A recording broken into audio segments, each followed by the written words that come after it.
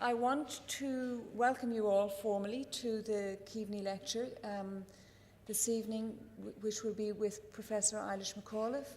But before Eilish speaks, we're delighted to welcome here Professor John Kevany's family, Rose and Sabrina Kevany. And Sabrina is going to introduce Eilish, but I think she comes from an NGO perspective herself because she works for Plan International in their international fundraising. So she has a good perspective both on John Kevany and what his values and beliefs were, and also the NGO world. So I hope you'll join me in welcoming Sabrina. Thank you very much.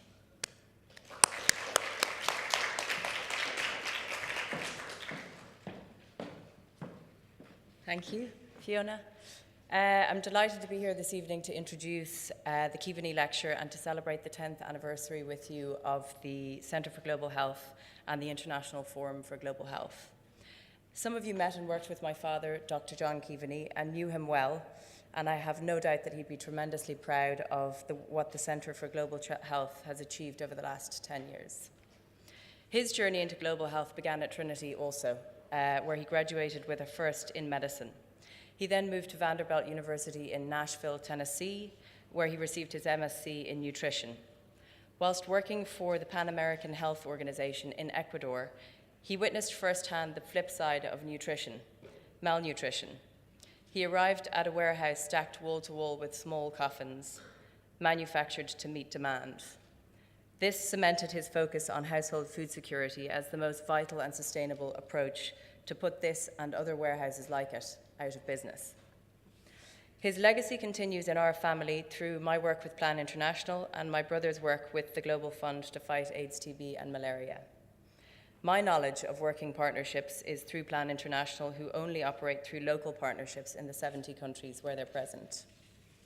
Globally, they have 8,000 local partners, and this model enables local capacity within civil society to be built for a time when international NGOs can eventually be phased out.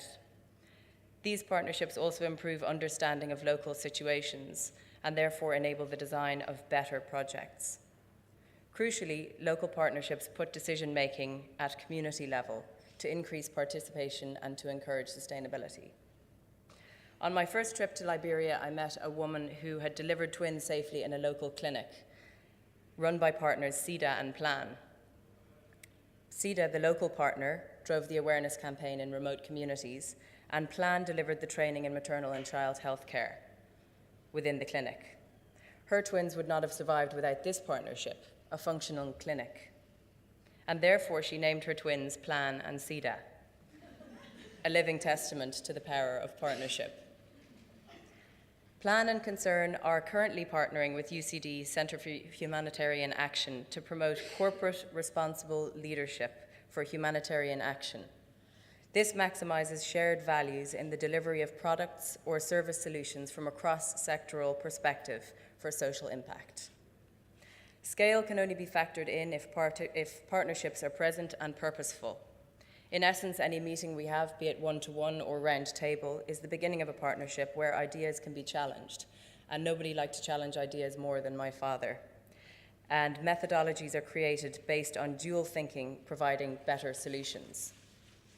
My father operated the same way at home as he did in global practice, delivering learning through partnerships. I found an old Post-it note recently from when I was about 11 years old saying, "Sabrina, this plug has no fuse in it. Here is a fuse and screwdriver." Finally, a different way of saying give a man a fish. Give a girl a screwdriver. Here he partnered with me to get the job done and leave me with the know-how. My father and Eilish had been working on the structure for the Centre for Global Health when he died unexpectedly in 2003. She had the intention and determination to protect, preserve, and continue my father's work for the Centre for Global Health. Their partnership has resulted in the success and influence of this centre 10 years on. We as a family are hugely grateful to Eilish, to Mac, to Fiona, to Michael, and to Charles, and to all of the partners involved in the Centre for Global Health for this achievement. I would now like to introduce Eilish McAuliffe, Professor of Health Systems at University College Dublin, and the Kevany Lecture, Researching Partnerships, Purpose, Process, and Product.